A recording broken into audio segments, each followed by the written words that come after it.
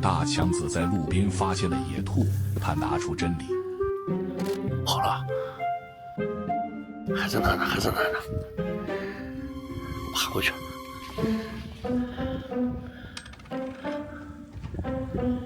强子为了给兔子拍张特写，蠕动前进。